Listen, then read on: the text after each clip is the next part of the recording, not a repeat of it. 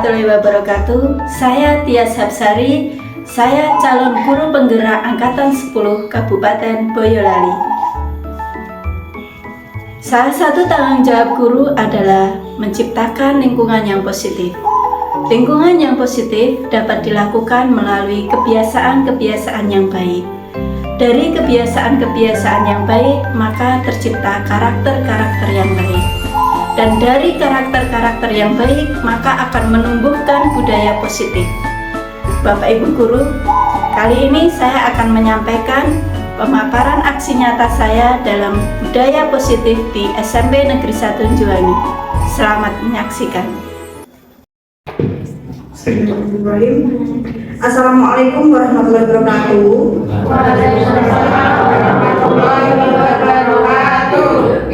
Selamat siang Bapak Ibu peserta kegiatan diseminasi yang berbahagia. Marilah kita bersama-sama memanjatkan puji syukur atas kehadiran Allah yang Maha Esa, karena rahmat, sehat dan juga rahmat keselamatan darinya lah kita bisa berkumpul di sini dengan keadaan yang sehat dan berbahagia. Adapun topik yang akan dibahas dalam kegiatan diseminasi pada hari ini adalah budaya positif. Perkenankan saya duduk di depan sini sebagai moderator pada kegiatan hari ini. Di depan sudah ada Ibu Tias Hapsari sebagai narasumber pada kegiatan diseminasi aksi nyata yang berjudul Budaya Positif. Sebelum kegiatan dimulai, mari kita mengucapkan basmalah bersama-sama. Saya akan membacakan susunan acara di kegiatan ini. Yang pertama, pembukaan. Yang kedua, menyanyikan lagu Indonesia Raya. Yang ketiga, sambutan dari Bapak Kepala Sekolah. Yang keempat, penyampaian materi oleh Ibu Tias Hapsari. Yang kelima, tanya jawab. Dan yang terakhir, penutup. Langsung ke acara yang kedua, menyanyikan lagu Indonesia Raya yang akan dipimpin oleh Ibu Lasmini. Monggo Ibu Lasmini bisa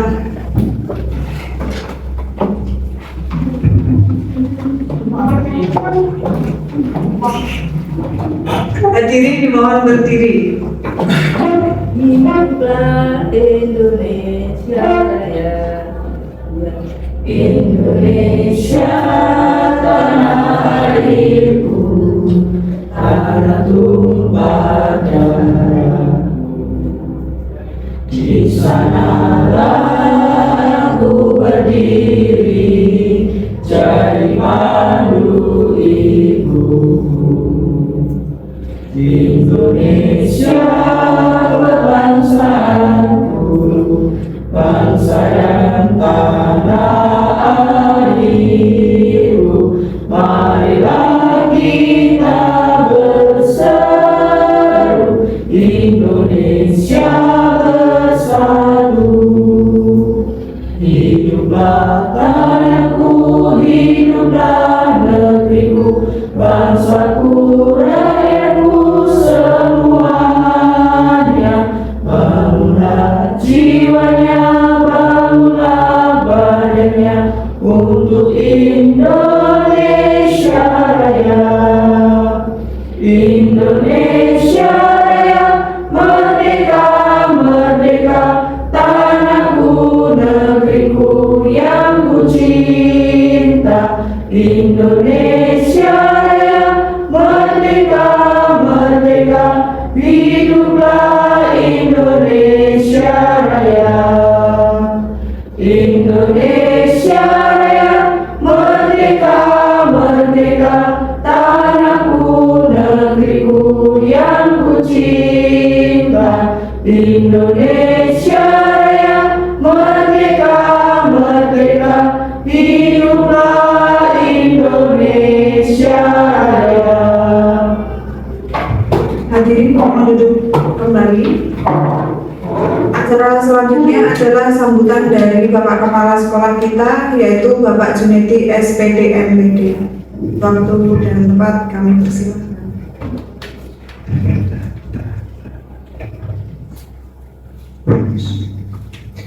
Bismillahirrahmanirrahim. Assalamualaikum warahmatullahi wabarakatuh. Alhamdulillahirrahmanirrahim. Wa bihi nasta'in wa ala umuri dunya waddin. Asyhadu an la ilaha illallah wa asyhadu anna Muhammadar Rasulullah shadiqul wa'dil amin. Qala Rasulullah sallallahu alaihi wasallam wa hlul 'uqdatam min lisani yafqahu qawli. Yang kami hormati Bapak Ibu Guru, wabil khusus CGP Ibu Tias Sari yang sudah duduk manis di depan penjenengan, yang pada hari ini akan memaparkan aksi nyata budaya positif di sekolah. Semoga ini tidak hanya sekedar retorika dari yang sebelumnya mungkin sudah kita lakukan bersama, tapi dengan adanya ini nanti akan memperkuat pembentukan karakter pada peserta didik kita. Karena apapun alasannya, sadar tidak sadar, kita sebagai orang tua yang kita lakukan akan diperhatikan oleh peserta didik kita. Untuk itu budaya positif ini tidak hanya pada siswa, tapi juga bagaimana kita bisa mengajak, menggerakkan, memberikan contoh pada siswa untuk berperilaku budaya positif. Contoh bicara sopan. Mungkin kalau iya itu mesti kan maknanya gitu, rasanya yo beda. Orang karo mboten mesti rasanya yo beda. Tuh budaya-budaya sopan santun, menghargai mungkin yang muda, menghargai yang tua,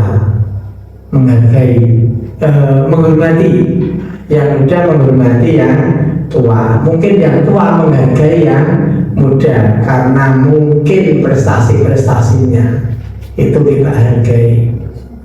Budaya-budaya yang lain sebagai contoh antri, niku yuk budaya.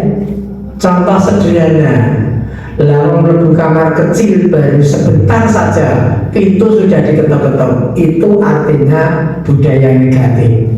Mirip betul Bapak Ibu Guru, anak-anak ketok pintu. Saya sering seperti itu.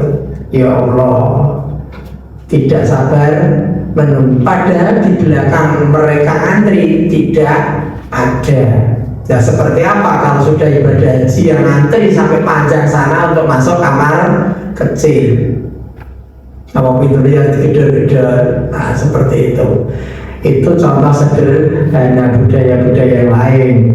Budaya positif yang lain, datang tidak terlambat nanti. Nek ngandani bocah ki aja telat tole, mari kita awake dhewe jam itu teko sekolah. Ngoten niku. Ini budaya positif Tias. Nah. Tuh, masih budaya-budaya. Nek urung jam 2:30 yo lainnya itu kalau presensi. Ini mungkin budaya positif. Jadi bocah niku nek urung jam 3:04 sampai jam 13.40 meskipun nanti tugas-tugas sudah selesai yo ora terjana ning gapura. Ngoten niku. Masih banyak yang lain Bapak Ibu, jika ketemu mengucapkan salam, itu juga budaya positif. Ini sederhana Bapak Ibu. Mari saya mengajak pada penjenengan, pegawai kita yang ada di sini itu semuanya alhamdulillah semuanya beragama Islam. Mari nek ketemu orang saksi pikir apa-apa, tapi nek mengucapkan salam nek mboten niku dunia pokok. Kenapa saya tidak mengucapkan salam ngoten niku? Itu kita awali karena salam itu saling mendoakan satu sama lain. Untuk budaya-budaya yang lain nanti biar disampaikan Bu Tias, nanti kita sampaikan, nanti kan Bu Tias hanya mengulang saya ngoten niku. Intinya Bapak Ibu, sekali lagi saya menggarisbawahi aksi nyata yang dipaparkan nanti semoga menjadi penguat yang selama ini sudah kita lakukan. Kedepannya nanti harapannya anak peserta didik kita itu menjadi anak-anak yang taat, Untuk budaya positif itu mesti taat, ngoten niku lho. Nek negatif anak yang tidak taat. Itu harapannya Bapak Ibu, baik taat aturan yang ada yang di luar sekolah, aturan pemerintah, aturan dalam agama, menjalankan syariat agama dan seterusnya. Itu sedikit yang saya sampaikan. Sekali lagi mohon panjenengan untuk bisa mengikuti sampai akhir. Barangkali teman-teman kita sebagian tidak bisa mengikuti karena ada acara saya tidak tahu, yang tidak izin saya, yang hari ini ada yang izin tapi sebagian ada yang tidak. Saya tutur kata yang tidak berkenan mohon maaf. Selamat mengikuti acara aksi nyata yang didiseminasikan oleh Ibu Tias Harsari. Assalamualaikum warahmatullahi wabarakatuh. Waalaikumsalam warahmatullahi wabarakatuh. Terima kasih atas sambutannya dari Bapak Kepala Sekolah. Tiba pada acara inti yaitu penyampaian materi dari Ibu Tias Harsari, calon guru penggerak angkatan 10. Monggo dan Bismillahirrahmanirrahim. Assalamualaikum warahmatullahi wabarakatuh. Selamat siang Bapak Ibu Guru. Selamat siang. Terima kasih atas semangatnya, Bapak. Pertama-tama saya mengucapkan terima kasih pada Bapak Junaidi SPD MPD yang telah memberikan kesempatan kepada saya untuk melaksanakan aksi nyata diseminasi budaya positif sebagai pemenuhan tugas calon guru penggerak angkatan 10. Dan tak lupa saya mengucapkan terima kasih kepada Bapak Ibu guru semua di tengah kesibukannya telah menyempatkan waktu untuk hadir menyimak aksi nyata diseminasi budaya positif saya. Tetap semangat ya Bapak Ibu guru. Terima kasih. Bapak Ibu guru, sebelum kita mulai materi hari ini, alangkah baiknya kita lakukan sedikit gerakan yang bisa membuat kita ini ya segar kembali.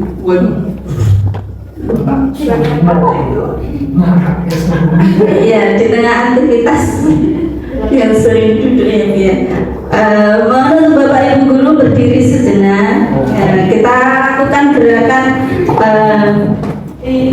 dan sesuai yang ada di video ini, biar otot-otot kita nggak terlalu tertegar.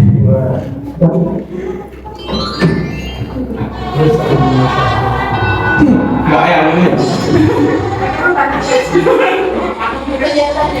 Ikuti gerakannya Bapak Ibu guru.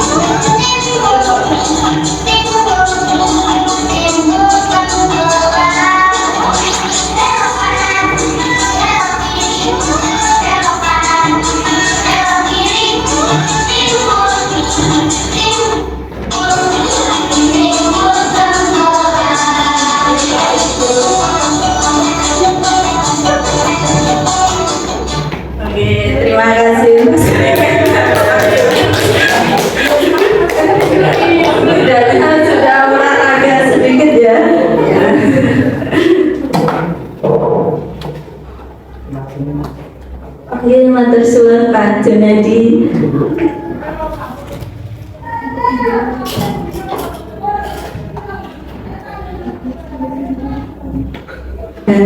Nanti Nah, Bapak Ibu, saya akan menyampaikan budaya positif terkait yang ada di SMP Negeri 1 Juwangi dalam modul 1.4 calon guru penggerak angkatan 10. Nah, tadi udah diawali dengan speaking, sudah seger ya Bapak Ibu guru?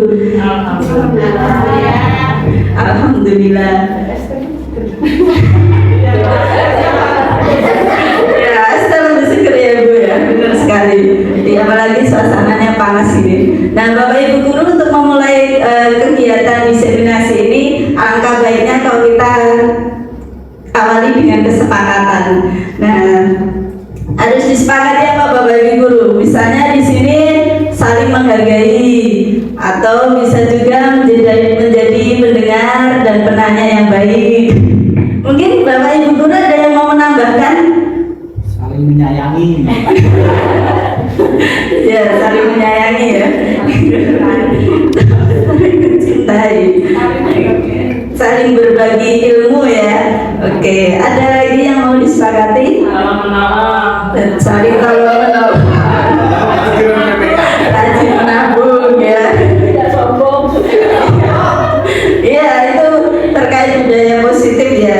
Nah, Bapak Ibu sudah mengawalinya dengan baik sekali. Nah, kita lanjutkan untuk kesepakatannya. Nah, Bapak Ibu, terkait dengan budaya positif, tentunya kita harus tahu apa sih pentingnya menciptakan suasana positif di lingkungan Anda, atau ini terkait sekolah ya, di sekolah kita. Pentingnya apa sih Bu? Penting nggak sih? Penting. Pentingnya kenapa Ibu? Masya Supaya lingkungan kerja kita kelihatan kondusif. Ya Allah, ada kondusif. Iya, mungkin ada yang mau menambahkan Bapak Ibu. Jadi nyaman dan betah di sini ya Ibu ya. Nah, betul. Nah, menciptakan suasana positif tentu diawali dengan rasa lingkungan yang positif dan nyaman buat kita ya Bapak Ibu. Nah, di sini saya ingin menyampaikan materi tentang budaya positif. Nah, salah satu tugas tanggung jawab sebagai guru adalah menciptakan suatu lingkungan positif yang terdiri dari warga sekolah yang saling membantu, saling tolong menolong seperti yang disampaikan oleh Bu Fitri, kemudian saling bekerja sama, kemudian saling mendukung, yang akhirnya membentuk sebuah kebiasaan-kebiasaan baik. Dari kebiasaan baik tersebut nanti tercipta karakter-karakter baik. Nah, apabila sudah tercipta karakter-karakter baik tersebut, maka akan menciptakan kebiasaan baik yang berubah menjadi budaya positif. Harapannya di SMP Negeri 1 Juwangi ini akan tumbuh dan tercipta karakter yang baik sehingga menjadi budaya positif. Nah, Bapak Ibu, materi hari ini ada 6 ya, bisa diamati. Yang pertama kita mempelajari tentang disiplin positif, kemudian yang kedua ada teori motivasi, yang ketiga tentang keyakinan kelas, keempat kita mengetahui tentang kebutuhan dasar manusia, yang kelima restitusi, dan keenam adalah penerapan segitiga restitusi. Sebelum kita mulai, saya pengen Bapak Ibu berpasangan ya. Nanti pasangannya di rumah ya. Ya, nanti pasangan dengan yang terdekat ya. Mungkin ya, dan minta tolong untuk berdiri, coba untuk berpasangan dan berdiri. Ya, jangan berpelukan ya. Oh, udah ya, siap. Nah, dan baik, yang sebelah kanan minta tolong membawa pulpen, satu pulpen. Ya. Nah, sudah ya. Nah, Bapak Ibu yang sebelah kiri tidak bawa apa-apa ya. Nah, yang sebelah kanan harapannya ya, pulpen itu sangat berharga buat Bapak Ibu guru, ya. Nah, itu ibaratnya itu terbuat dari lapisan emas dengan berlian, ya. Nah, apa usah? Nah, itu saking berharganya nanti dengan Bapak Ibu pegang. Nah, yang tugas yang pihak sebelah kiri adalah berupaya untuk meraihnya atau mengambilnya. Apakah nanti yang pihak kanan itu akan dengan serta-merta memberikannya atau dengan terpaksa tidak? Coba saya kasih waktu 15 detik ya untuk Bapak Ibu mengambil yang pihak kiri atau berusaha untuk mengambil. Oke? Iya, kelihatan. Oke, mulai dalam hitungan ketiga ya. 1, 2, 3, mulai. Yang kiri berusaha. Selama 15 detik ya. Oke, waktu selesai.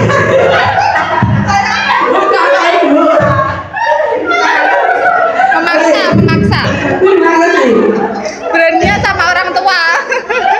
Oke, adakah yang sebelah kiri membawa pulpen? Oh tidak. Oh iya ada satu. Minta tolong berlima. Bagaimana usaha ibu untuk mendapatkan? Ini saya berusaha merebut atau meraih, tapi pihak yang kanan itu langsung memberi. Ini salah ya Bu ya. Oh ya. Alasannya kenapa Bu memberikan sekarang? Mungkin saudara saya lebih membutuhkan. Artinya berusaha. Oke, ada yang mulai yang sebelah kanan. Beda. Kenapa Ibu mau pertahankan?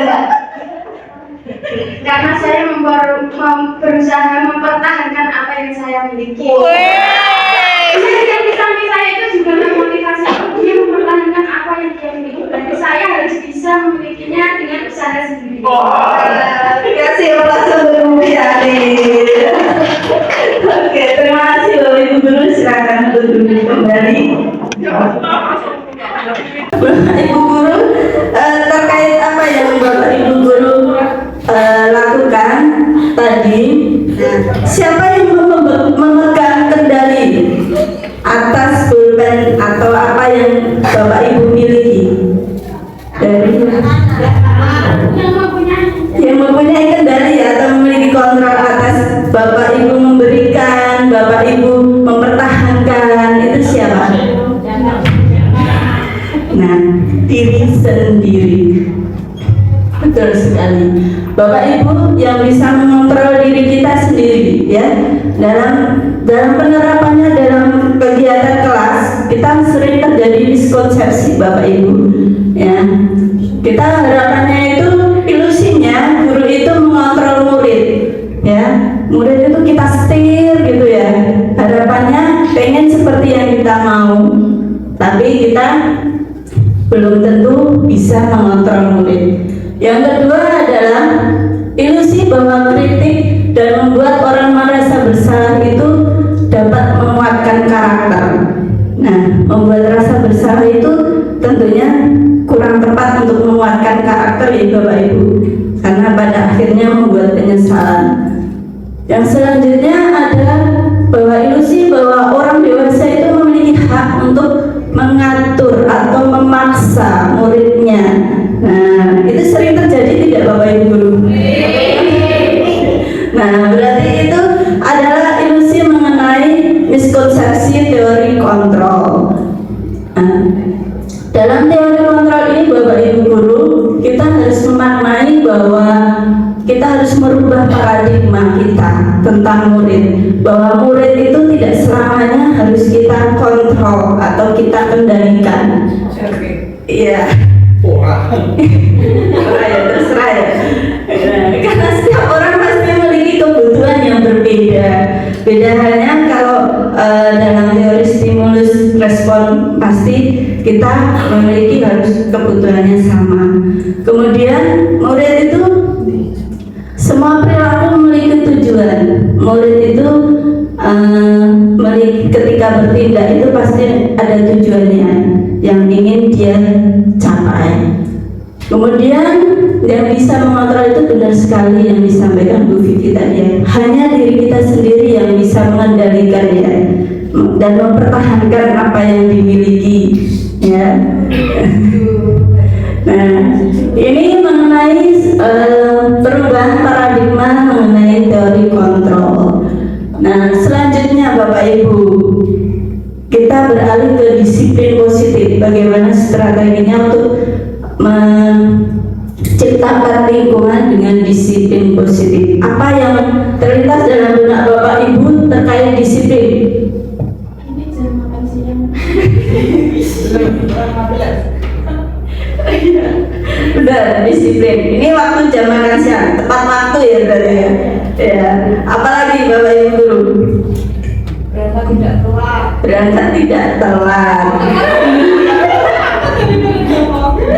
Iya, benar sekali. Nah, Bapak Ibu guru, makna disiplin di sini merupakan tindakan atau perilaku terhadap kepatuhan. Tentunya patuh terhadap aturan, norma, dan tata tertib yang berlaku di SMP Negeri 1 Juwangi. Itulah yang ingin diciptakan dari adanya disiplin positif. Nah, tujuan dari adanya disiplin positif adalah menciptakan anak-anak yang memiliki disiplin diri. Kalau kata Pak Ki Hajar Dewantara, yaitu untuk menciptakan murid yang merdeka adalah dengan syaratnya harus menguatkan disiplin, terutama disiplin diri. Disiplin diri itu hanya bisa tercapai apabila ada motivasi intrinsik. Intrinsik itu berarti motivasi dari dalam. Sehingga ketika anak-anak berperilaku itu akan mengacu pada nilai-nilai kebajikan, ya, nilai-nilai kebajikan yang ada dan yang diinginkan oleh Bapak Ibu guru dalam menciptakan disiplin positif. Nah, Bapak Ibu guru, saya ingin tahu nilai-nilai kebajikan apa sih yang pengen Bapak Ibu tanamkan yang di dalam kelasnya atau di sekolah ini. Nah, Bapak Ibu, saya ingin tahu nilai-nilai kebajikan apa yang penting untuk ditanamkan pada murid-murid Anda di kelas atau di sekolah. Nah, Bapak Ibu bisa klik menti.com dan gunakan kode 88245106.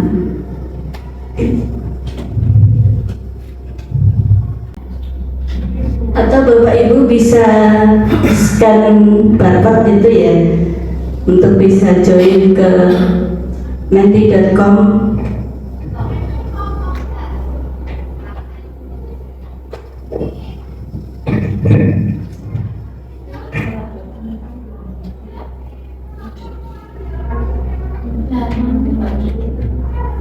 Ya, 88245106. Sambil sejenak untuk mendengarkan adzan zuhur.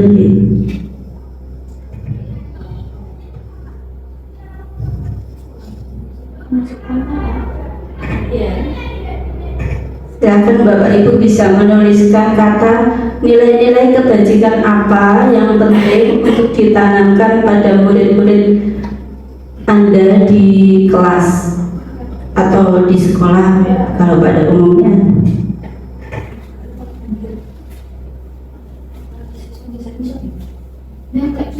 Nggak cukup bagaimana? Cuma 25 karakter. Karakter. Ya, berarti satu kata saja Bu. Iya, satu kata aja.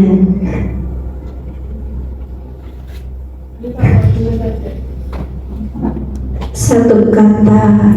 Oke. Toleransi kurang M ya. Baik, terima kasih. Yang pertama yang harus ini berarti sudah ya.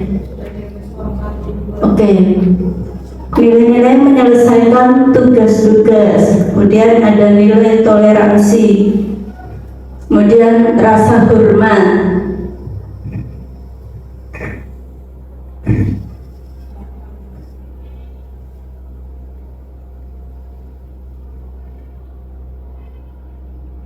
sudah.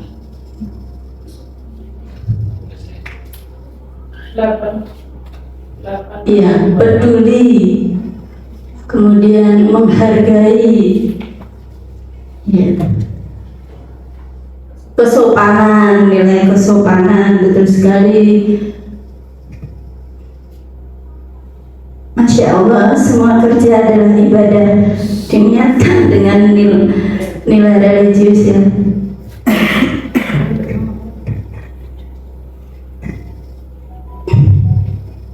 Kemudian ada nilai tanggung jawab. Ya, terima kasih Bapak Ibu Guru. Itu adalah nilai-nilai kebajikan yang penting ya menurut Bapak Ibu Guru untuk ada di kelas atau di SMP Negeri 1 Juwangi.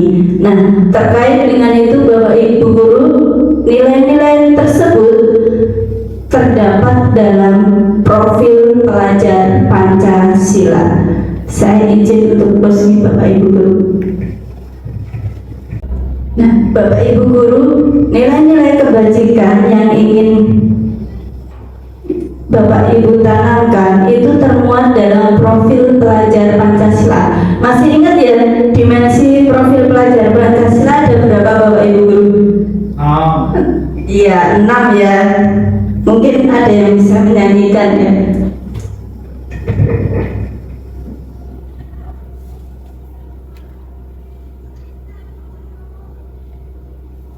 Yang pertama adalah nilai dimensi beriman bertakwa kepada Tuhan Yang Maha Esa.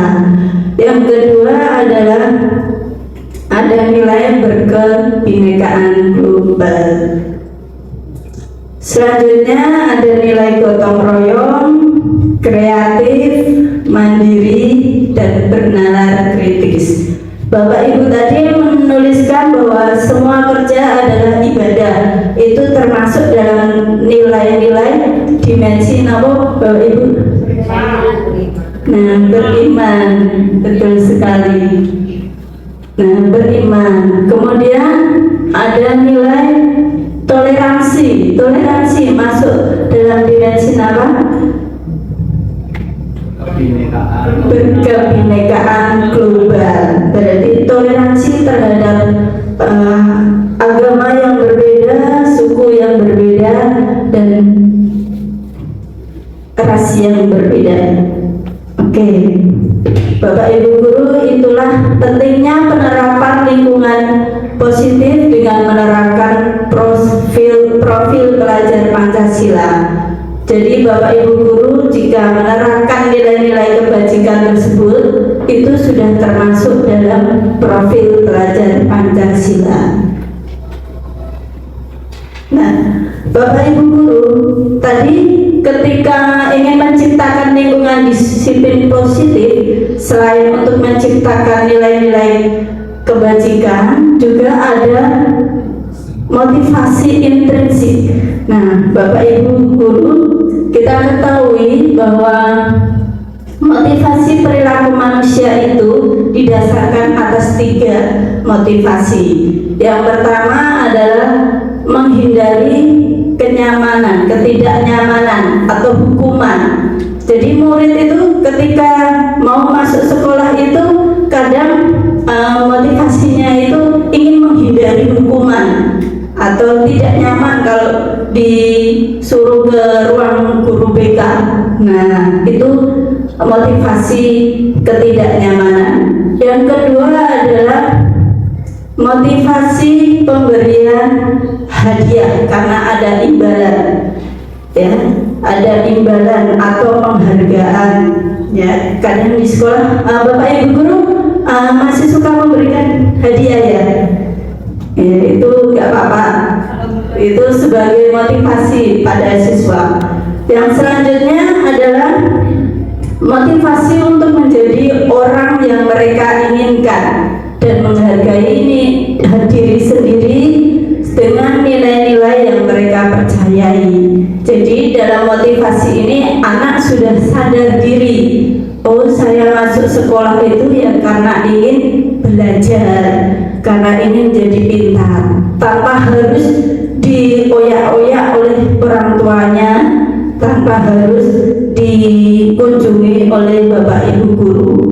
Nah, motivasi yang 1 dan 2 itu termasuk motivasi eksternal atau ekstrinsik, dan yang masuk dalam diri kita harapannya disiplin positif itu ada dengan dorongan motivasi intrinsik. Nah, untuk menciptakan lingkungan yang positif, kita membuat keyakinan kelas. Bapak Ibu guru, saya kira untuk keyakinan kelas sering dilaksanakan di awal tahun pembelajaran ya.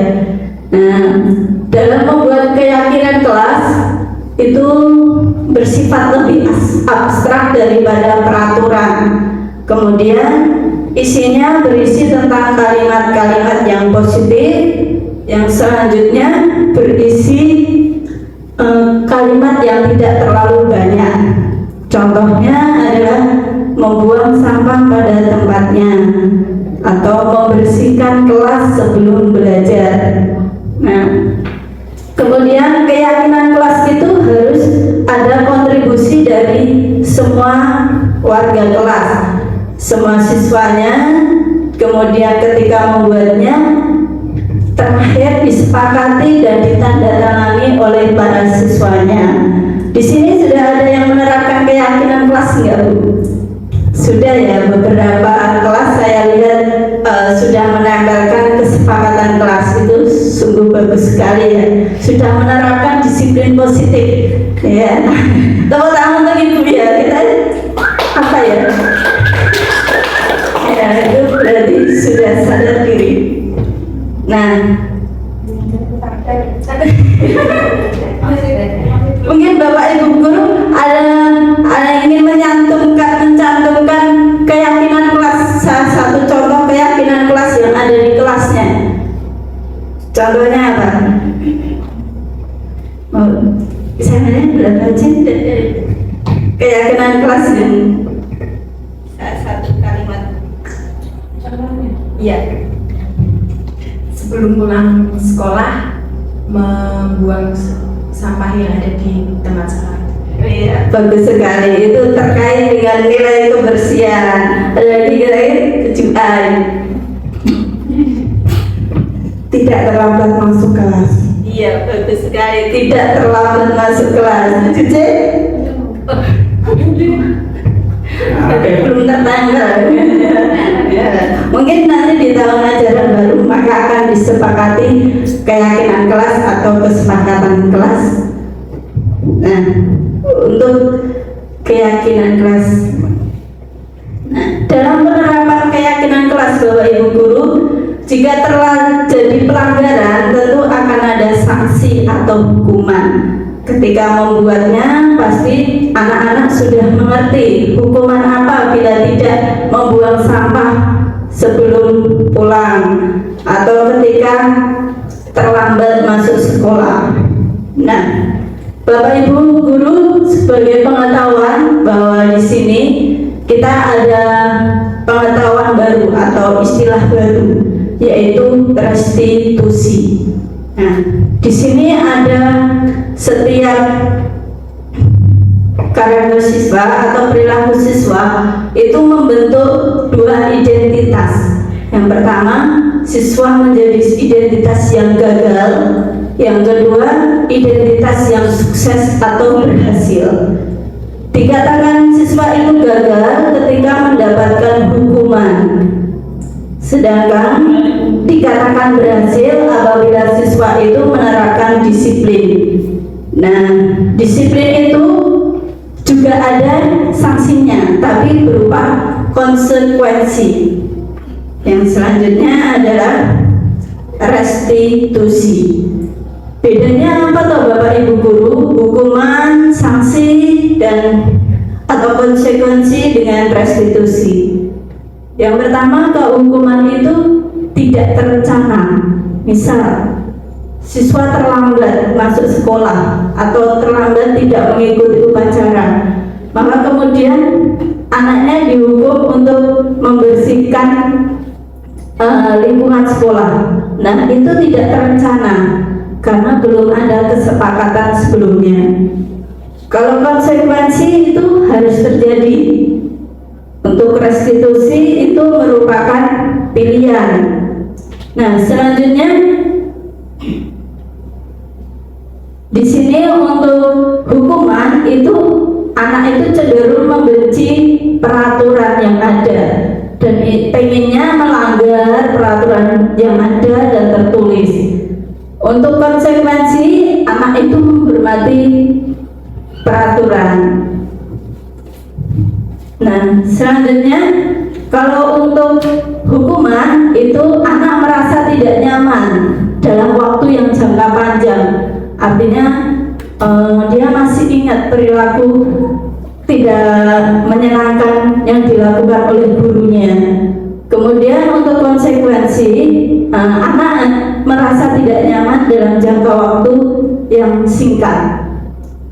Nah, untuk disiplin restitusi itu menguatkan anak dalam jangka waktu tertentu. Dalam restitusi ini harapannya membentuk karakter siswa ya, Bapak Ibu guru.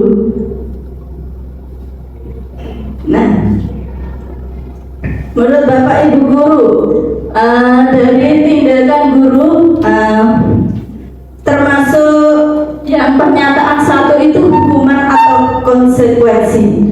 Hukuman.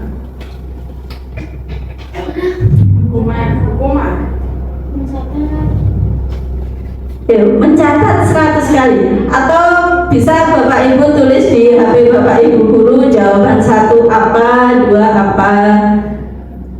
Mencatat 100 kali di dalam buku kalimat, saya tidak akan terlambat lagi karena terlambat ke sekolah. Hukuman atau konsekuensi? Bisa dikatakan konsekuensi. Oke, kita keep dulu. Yang selanjutnya, lari mengelilingi lapangan basket 2 kali karena terlambat hadir di sekolah. Hukuman. Kenapa kok hukuman? Kan itu langsung dilibatkan ke anak tanpa adanya suatu kayak nantinya apa tuh setelah lari itu dapat apa gitu loh. Oh, setelah lari dapat apa? Oke. Tidak merubah anak. Tidak merubah anak. Oke, termasuk hukuman ya nomor 2. Oke, selanjutnya kalau nomor 3, murid diminta untuk push up 15 kali karena tidak menggunakan masker ke sekolah. Hukuman atau konsekuensi? Hukuman. Oke, hukuman. Kenapa Ibu kok hukuman? Karena melibatkan fisik. Oke, melibatkan fisik. Yang tidak ada hubungannya dengan pembelajaran. Oke, terima kasih. Nah, nanti kita review jawabannya ya. Kemudian yang keempat, menggantikan kertas tugas teman yang telah dicoret-coret. Konsekuensi. Yang kelima, membersihkan tumpahan air di meja tulis karena tersenggol pada saat belajar. Konsekuensi. Udah mulai paham ya? Murid disuruh untuk tidak mengenakan sepatu seharian di sekolah karena tidak mengenakan sepatu hitam. Konsekuensi atau hukuman? Masih ragu-ragu ya? Konsekuensi, hukuman. Oke, yang terakhir, lari mengelilingi lapangan basket 2 kali karena terlambat 10 menit untuk pelajaran PJOK. Konsekuensi. Oke, kita lihat untuk jawabannya.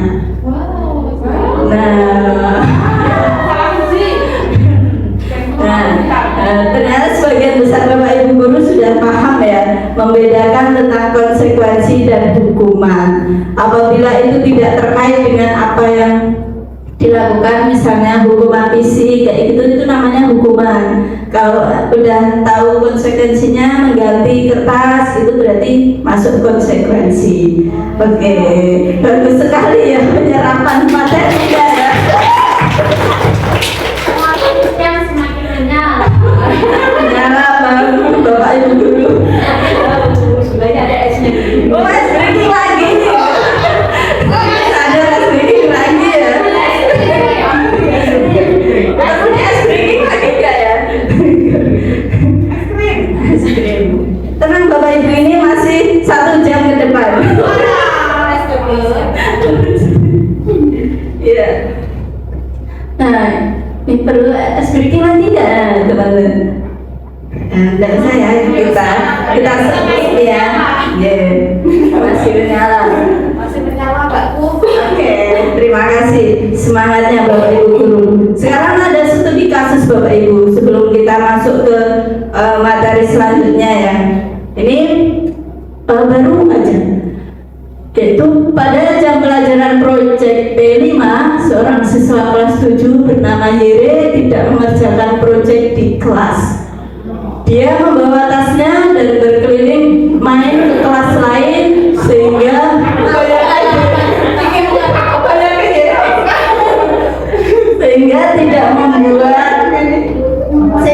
membuat teman yang lain merasa tidak nyaman atau iri.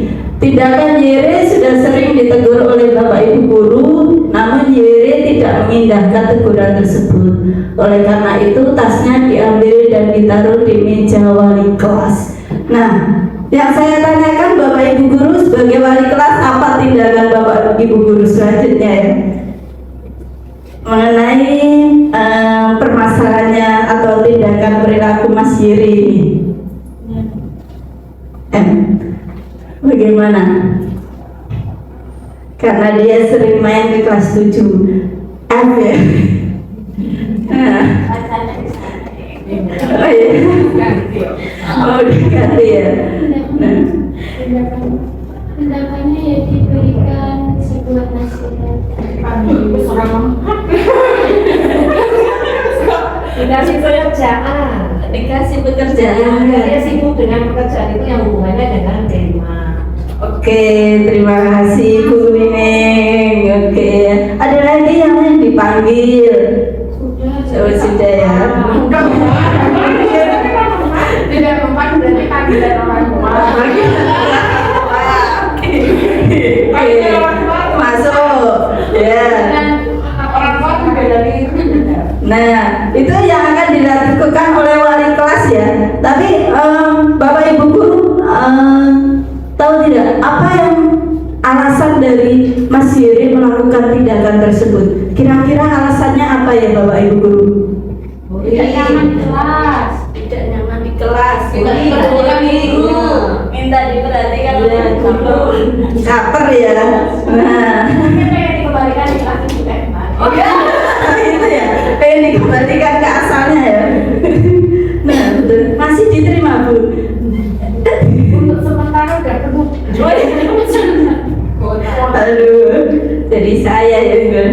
Nah, Bapak Ibu guru, apa yang dilakukan oleh Mas Yere terkait dengan bosan, tidak nyaman, kemudian pengen diperhatikan, itu merupakan salah satu kebutuhan dasar manusia. Nah, Bapak Ibu guru juga pasti punya kebutuhan. Iya, Bang. Kebutuhannya apa? Iya, Sayang-sayang. Iya, pengen diperhatikan. Itu termasuk ini ya. Nah, ini termasuk dalam kasih sayang Ibu. Ya, itu kebutuhan kasih sayang ya. Sama seperti Bu Lasmini, murid juga butuh kasih sayang ya. Saya dulu. Iya. Nah, iya, kadang anak kurang terasa. Rasanya ada pekat.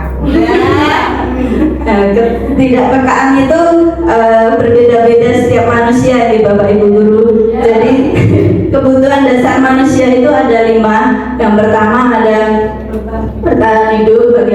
kita survival tentang kehidupan kita ya. Nah, mencukupi kebutuhan makan dan minum, uang. Oh ini ya. Kemudian kebutuhan akan kasih sayang dan rasa diterima, kebutuhan akan kebebasan, kesenangan dan penguasaan atau ingin diakui.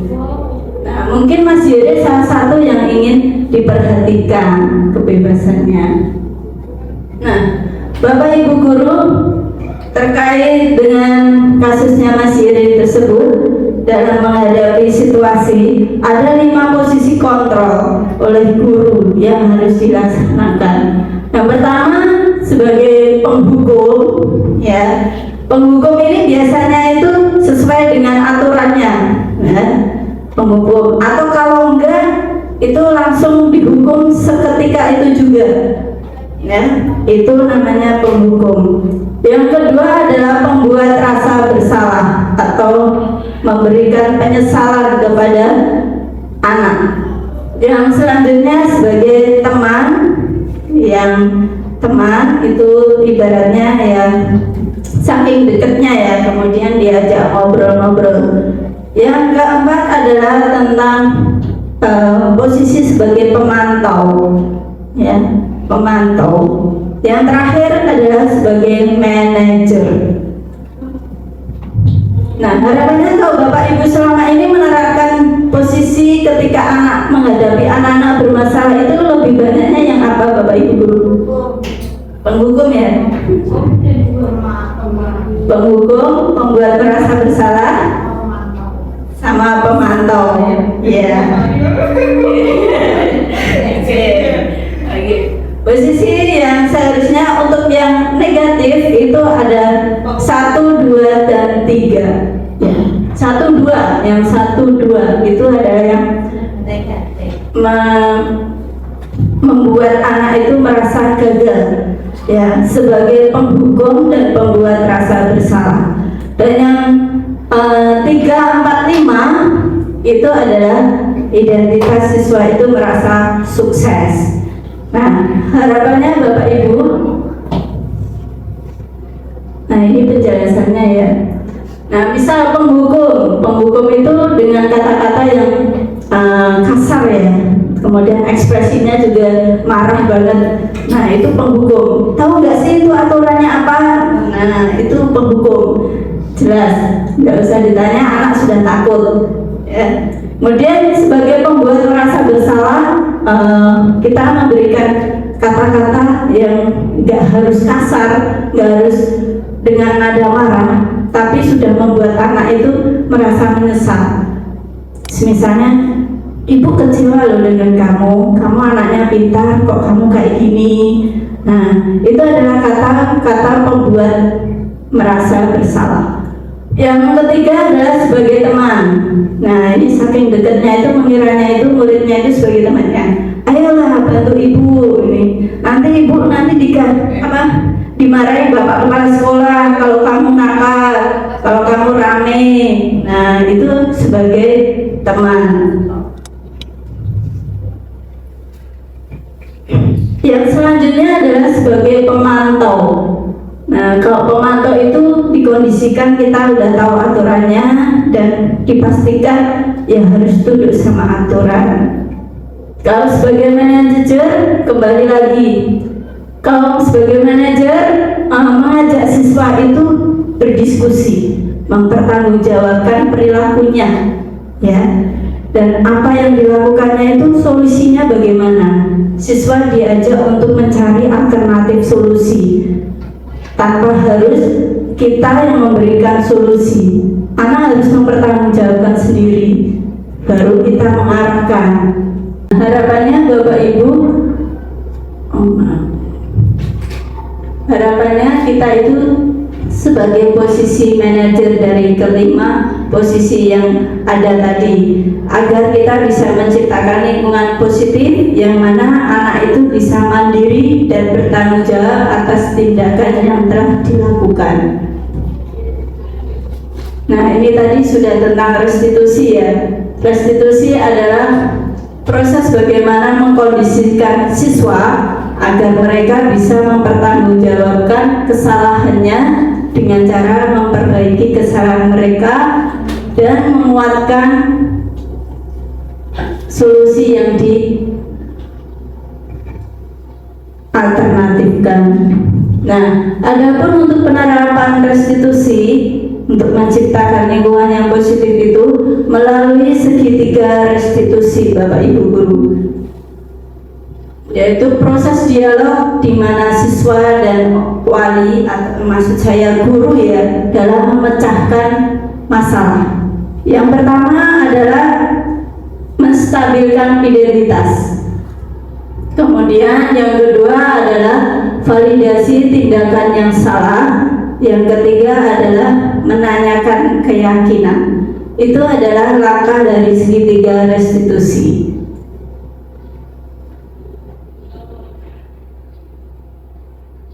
Nah, ini dalam menstabilkan identitas itu setiap orang memiliki kesalahan. Itu harus ditanamkan pada siswa ya. Berbuat salah itu wajar. Itu adalah manusiawi, bagian dari proses pembelajaran. Nah, itu di menstabilkan identitas. Kemudian yang kedua adalah memvalidasi tindakan yang salah. Itu kita memvalidasi tindakan yang salah itu kan alasan apa sih yang dilakukan siswa itu sampai melakukan tindakan yang salah. Nah, kemudian dari alasan tersebut kita mengetahui cara yang efektif untuk menyelesaikannya. Yang selanjutnya ada menanyakan keyakinan. Nah, menanyakan keyakinan ini kita kembali lagi ke keyakinan kelas yang disepakati. Kemudian kita tanamkan juga mau jadi apa sih besok kalau kamu melakukan tindakan yang salah. Nah, itu adalah langkah-langkah tindakan restitusi. Saya beri contoh untuk videonya ya Bapak Ibu Guru.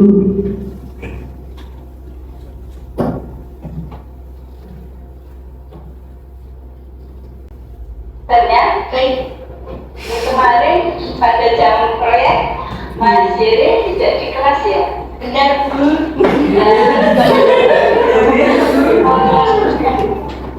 Saya Mas lakukan di sana. Hanya main saja. Itu ya. Mas Jere belum bisa kapan ya dari kelas 7F? Ya. Kenapa? Karena cowok yang 7F kompak semua. Oh gitu. Ya. Dia sudah bakalan senang. Baik, namun tindakan Mas Jere itu apa sesuai dengan keyakinan kelas kita? Tidak sesuai.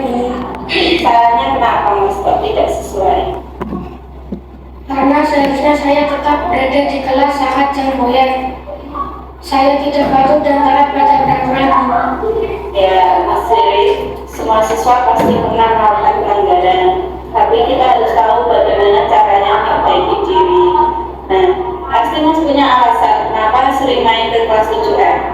Karena cowok di 7F semua cowok kompak. Semuanya. Kalau di 7B kenapa? Ente bisa kemaki kamu. Teman kelas kami, tapi jangan sampai Mas Jere itu saat jam pembelajaran itu malah meninggalkan kegiatan pembelajaran ya. Ya Bu. Untuk kedepannya, apabila ada jam proyek, apa yang akan Mas Jere lakukan? Saya akan di kelas dan menyelesaikan proyek saya Bu. Bagus Mas Jere. Proyek Mas pasti akan selesai tepat waktu dan hasilnya bagus. Selain itu, pertemanan Mas dengan kelas lain juga akan baik-baik aja. Ya Bu. Baik, sekarang Mas Jere boleh kembali ke kelas mengikuti pembelajaran lagi. Ya Bu, terima kasih ya Bu. Ya, selamat siang. Siang Bu. Perkenalkan saya Yudi. Saya menyadari tentang tindakan yang saya lakukan tidak sesuai dengan keyakinan kelas. Setelah saya bertemu dengan kelas, tidak seharusnya saya bermain di kelas lain. Saya bisa memanfaatkan waktu untuk menyelesaikan tugas proyek saya. Untuk kedepannya, saya akan menjadi pendidik yang lebih disiplin dan taat kepada peraturan. Terima kasih. Itu adalah contoh dari dari penerapan segitiga restitusi yang saya terapkan pada kasusnya Mas Jere gitu Bapak Ibu Guru. Nanti bisa menjadi contoh untuk penerapan kasus-kasus tindakan yang lain. Demikian Bapak Ibu Guru penyampaian yang bisa saya sampaikan. Harapannya guru tergerak menumbuhkan kebiasaan yang baik, lekas bergerak untuk menciptakan karakter yang baik, dan mari menggerakkan karakter yang baik menjadi sebuah budaya positif di SMP Negeri 1 Juan. Terima kasih. Assalamualaikum warahmatullahi wabarakatuh.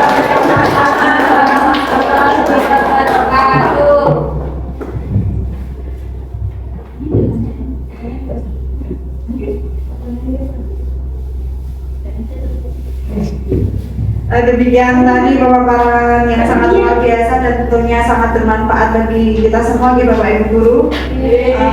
Semoga apa yang disampaikan Ibu Tias Hapsari tadi bisa menjadikan kita lebih termotivasi untuk mendidik anak kita nanti. Ada pertanyaan dari Bapak Ibu Guru, kritik atau saran untuk Ibu Tias?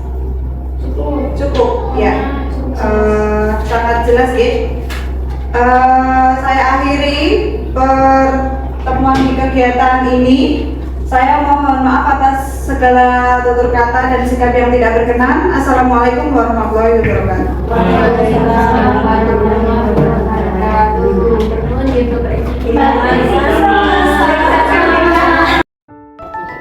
Bu Ima. Oh ya. Ya Ibu Tias. Halo Bu Ima. Halo Bu Tias. Halo. Apa tanggapan Bu Ima tentang aksi nyata diseminasi Bu Tias? Oh, sudah keren, bagus, mantap, jelas. Materi apa yang mengena di Bu Ima? Ya, tentang segitiga restitusi. Harapannya? Harapan saya agar bisa menerapkan kedisiplinan pada siswa. Oke, terima kasih Bu Ima. Sama-sama. Nah, Bapak Ibu Guru, bagaimana setelah menyaksikan video saya? Semoga menginspirasi Bapak Ibu Guru dan bermanfaat bagi penerapan budaya positif di sekolah Anda. Sampai jumpa. Wassalamualaikum warahmatullahi wabarakatuh.